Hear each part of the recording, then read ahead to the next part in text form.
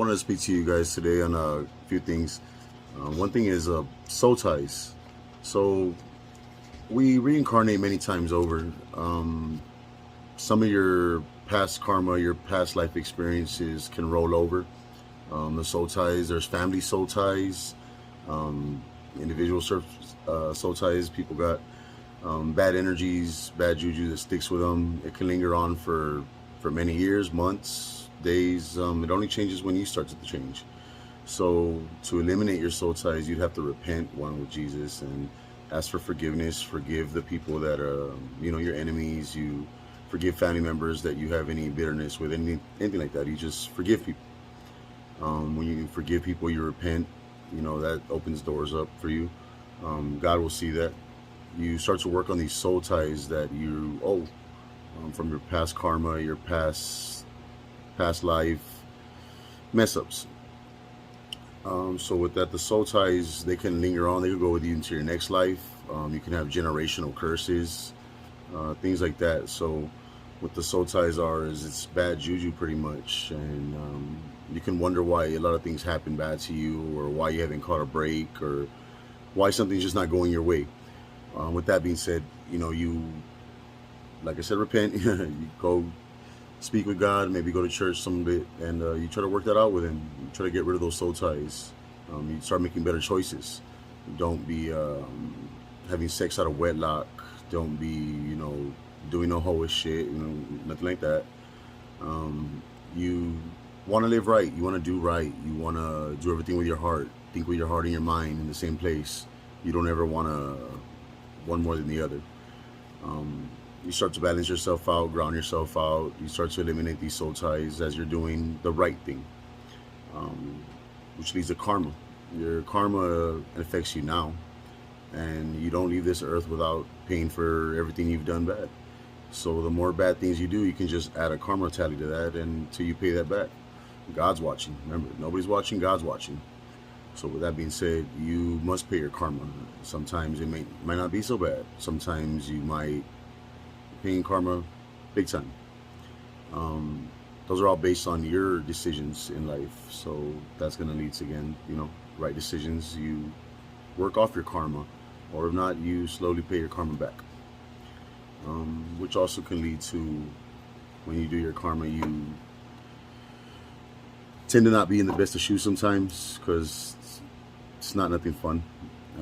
I've paid my karma. I've paid a lot of my dues.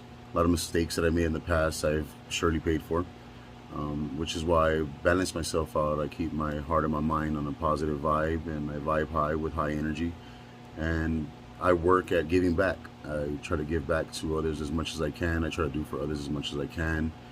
I'm very generous. I try to pay off everything that I've done wrong, which I do believe that I'm caught up, which is now why I'm giving you words of guidance, so you don't have to go down the road I went, or wonder why anymore something's not going your way. You might just think of past things you've done, past decisions, and maybe you want to work that out with God. A good place for that is isolation. God does choose His children, and sometimes He isolates us.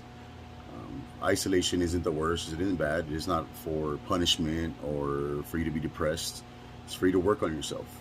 When you work on yourself, you balance yourself, you ground yourself, you mentally prepare yourself, you bring yourself down to earth, and you focus on making a better you.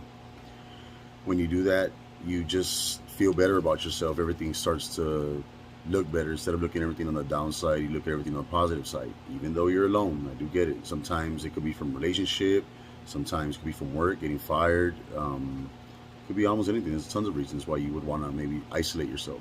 So isolation isn't a bad thing. Many people think, because you don't have your friends with you, you don't have family with you, isolation's bad. No, it's not always the case. Isolation is perfectly fine. It gives you time to focus on yourself. You can learn about yourself, study in yourself, look at your lineage. You can look back and try to figure out where you come from, who you are. And there's nothing wrong with that. There's nothing wrong about studying about yourself, learning about yourself and who you are. We learn and grow every day. You don't know everything, like I don't know everything. So we just tend to rock with it. You can isolate yourself, and you can actually find yourself, really, really find yourself, the person that you are. I've isolated myself a couple times, and I have to say that I found myself doing the isolation. I probably would have still been lost, wondering who I am, what my purpose is, what's going on. Still in the mumble, and I ain't trying to live that life. So people that ain't supposed to be in my life, I eliminate them. Not rudely. I politely ask them, hey, maybe it's not best that we talk anymore. Maybe it's just not best that we do this anymore. So that way they don't disturb your peace, your balance, your vibration, and you have a peace of mind, that everything's going to be all right because you're not dealing with some foolishness. When I isolated myself, I really, really focused on what I was doing in front of me. Took me back to my roots, I guess you can say. I found out my heritage. I found out where my ancestors came from. Really studied about myself, and it feels great. I feel like I accomplished something. And with that being said, I was just sharing a quick few words of advice with you guys. And I'll see y'all next video. Thank you guys.